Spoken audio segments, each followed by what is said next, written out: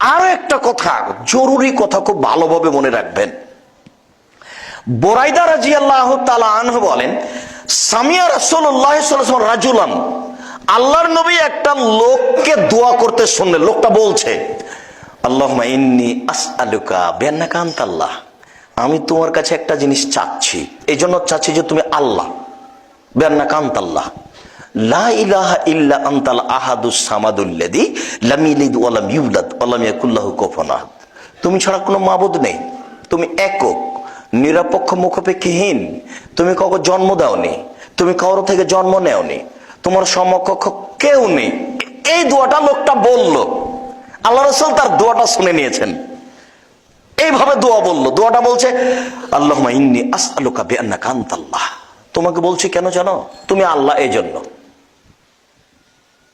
লা ইলাহা ইল্লা আনতাল আহাদুস সামাদুল্লাযী, তুমি ছাড়া কোনো মাবুদ নাই, তুমি একক, নিরপেক্ষ, মুখাপেক্ষীহীন। তার মানে তার ক্ষমতা বর্ণনা করছেন।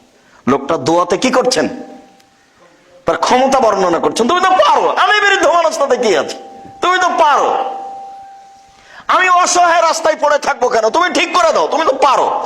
পারো না এমন কাজ তোমার কাছে নেই, তুমি একক, নিরপেক্ষ, মুখাপেক্ষীহীন, তুমি কারো কাছে জন্ম নাওনি, তুমি কাউকে জন্ম দাওনি, তোমার সমকক্ষ কেউ নেই, তুমি একক, ক্ষমতার মালিক।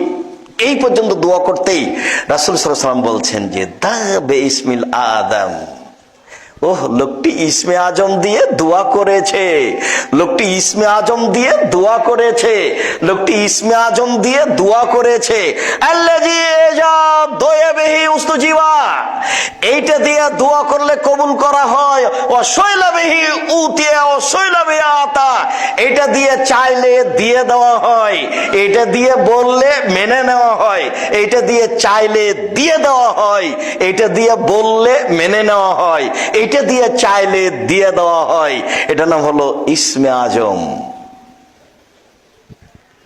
আর ওরা বলছে, পীর ফকিরেরা বলছে আল্লাহ আল্লাহ, এইটাই নাকি ইসমে আজম। জি না, নাউজুবিল্লাহ মিন যালিক। আল্লাহ আল্লাহ এই জিকির ইসমে আজম নয়, এই পুরো দোয়াটা হচ্ছে ইসমে আজম।